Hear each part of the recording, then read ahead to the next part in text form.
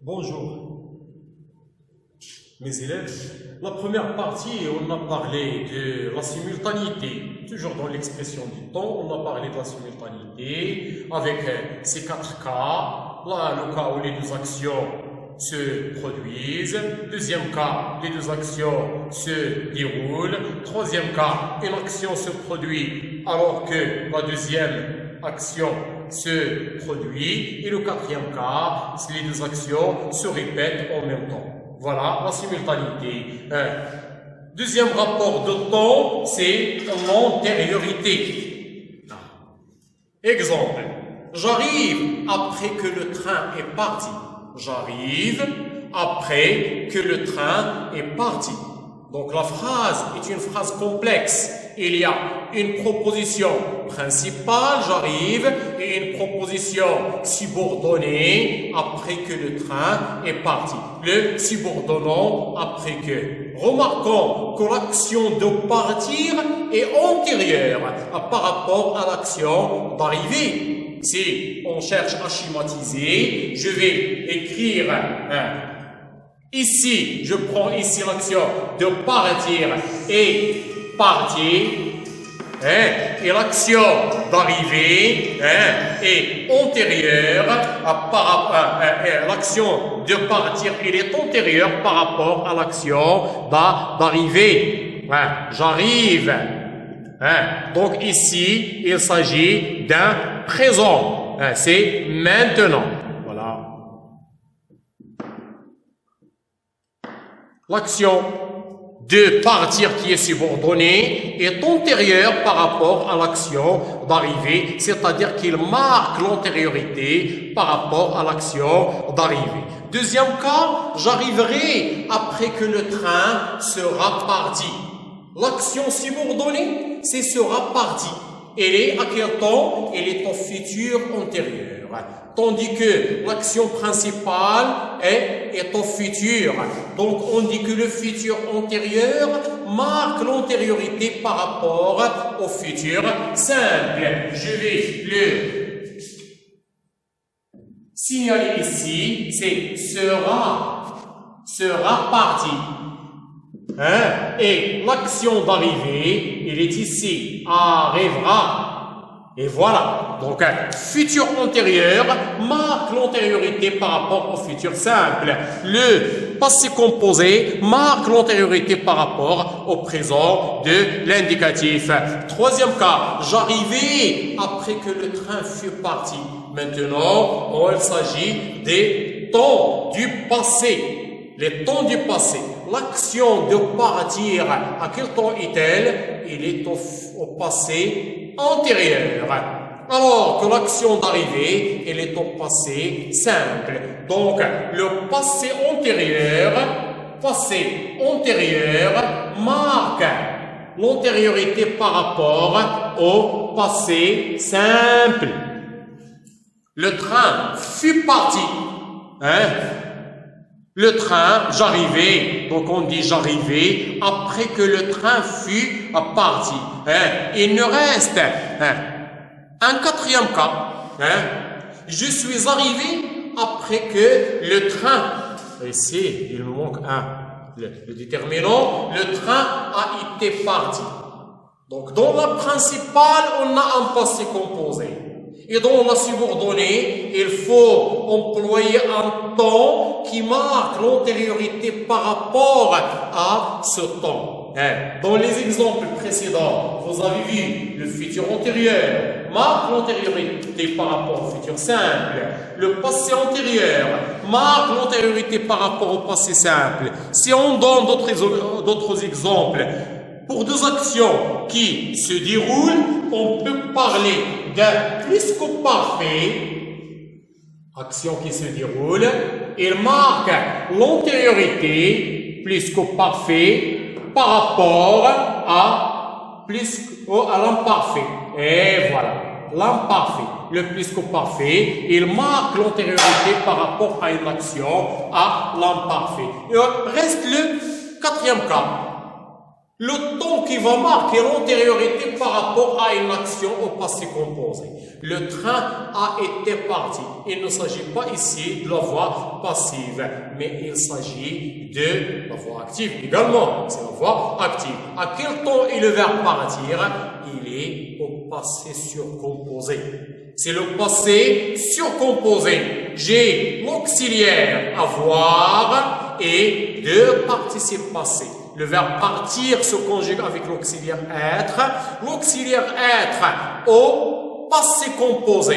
Donc le temps, c'est le passé surcomposé. Donc le passé surcomposé exprime ou bien marque l'antériorité par rapport au passé composé. Et voilà l'antériorité, le rapport d'antériorité d'une manière générale. Donc cette antériorité, comme j'ai signalé tout à l'heure, c'est que l'action subordonnée, elle est située avant l'action principale. Et on est antérieur.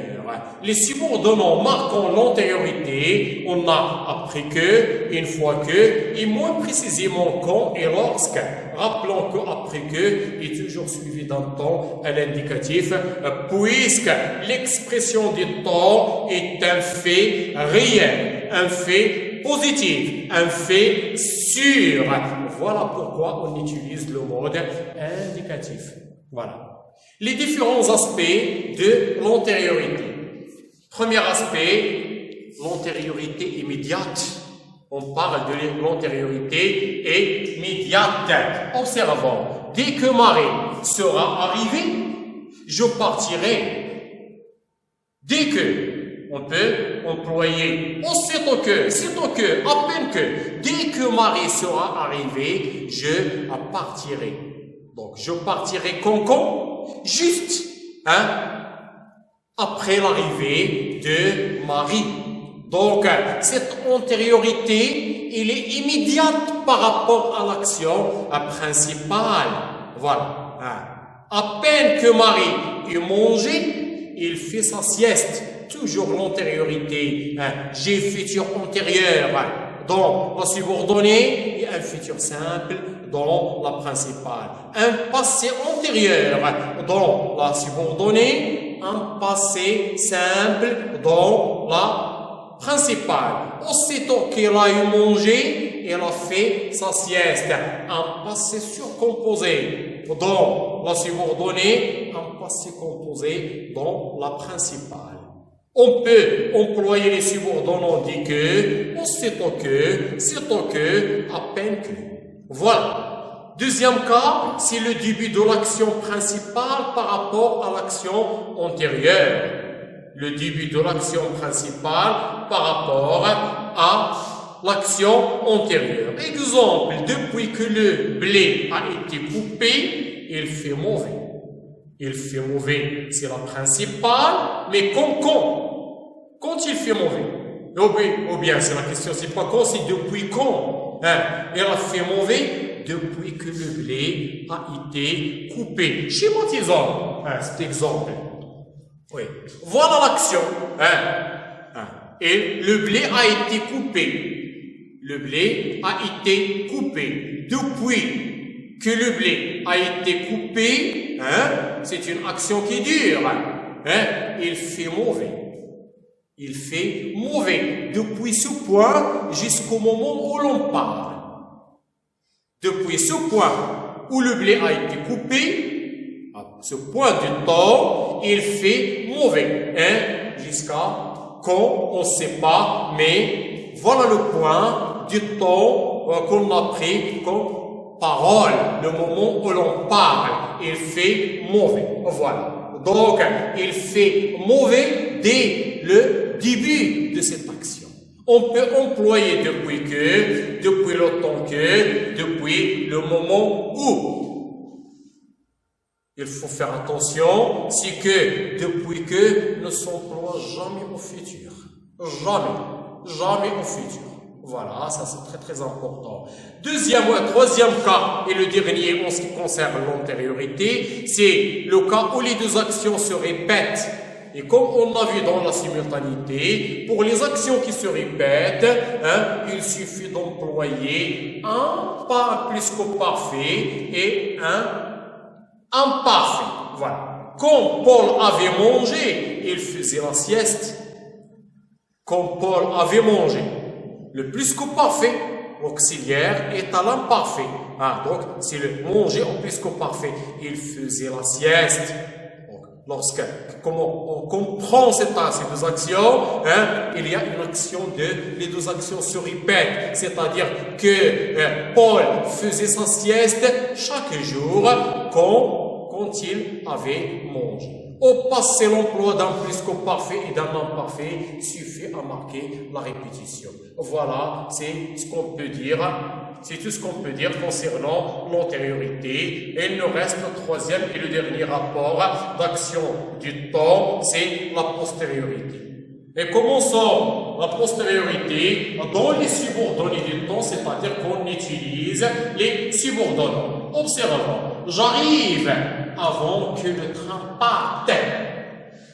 J'arrive avant que le train parte. L'action principale est au présent. Avant que le train parte. De même, on dit j'arriverai avant que le train parte. Le futur simple, le présent et le futur simple. Et dans la d'un subordonné, on a dit avant que le train parte. On a utilisé quel mode? C'est le subjonctif. C'est le subjonctif présent. Le mode subjonctif et le temps, c'est le présent. Pourquoi? C'est tout simplement parce que cette action est inaccomplie. Lorsque la principale est au présent ou bien au futur, on marque l'aspect inaccompli de l'action. C'est-à-dire que l'action est en cours d'accomplissement. Il est en cours d'accomplissement dans le présent ou bien il est inaccompli une fois par toutes dans le futur. C'est le contraire lorsqu'on parle du passé, c'est-à-dire que l'action est accomplie. J'arrivais, passé simple, ou bien je suis arrivé, un passé composé avant que le train soit parti. Puisque l'action est accomplie, on utilise obligatoirement un subjonctif passé. C'est le subjonctif passé, un temps composé. Il se compose d'un auxiliaire au subjonctif présent, plus le participe présent, participe passé du verbe. Pourquoi on utilise ça? C'est parce que pour marquer l'aspect accompli de l'action. Il est accompli, il est au passé. Le passé simple ou bien le passé composé. Donc, lorsque l'action porte sur le présent ou bien le futur, on doit forcément utiliser un subjonctif présent. Tandis que lorsque l'action est au passé, on doit utiliser un subjonctif passé. Voilà. L'action subordonnée, comme vous voyez sur le schéma, est postérieure par rapport à l'action principale. J'arrivais après que le train soit parti. Donc l'action de partir, elle est postérieure par rapport à l'action d'arriver. Donc elle marque la postériorité. Mais dans ces exemples, j'ai donné l'exemple des subordonnants qui nécessitent l'emploi du subjonctif. Mais le mode employé dans la postériorité dépend du subordonnant. Il dépend du subordonnant employé. Comme ici avant que, il demande l'emploi du subjonctif. Mais observons l'exemple. Tu te promèneras avant que, ou bien jusqu'à ce que, ou encore en attendant que je vienne. Le mode utilisé, c'est le subjonctif.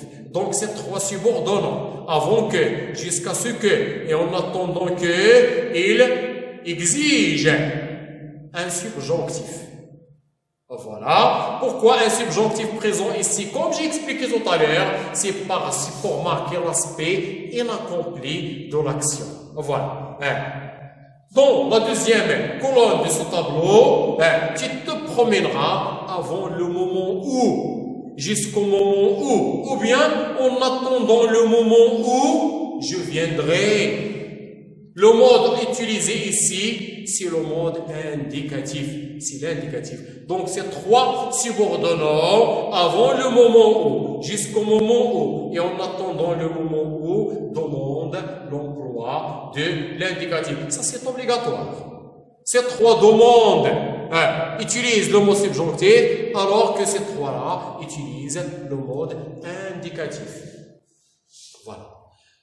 Observons, je joue de la guitare avant que tu ne fasses de la peinture. Je joue de la guitare avant que tu ne fasses de la peinture. Ne, dans ce cas, est placé entre le sujet et le verbe et n'exprime pas la négation.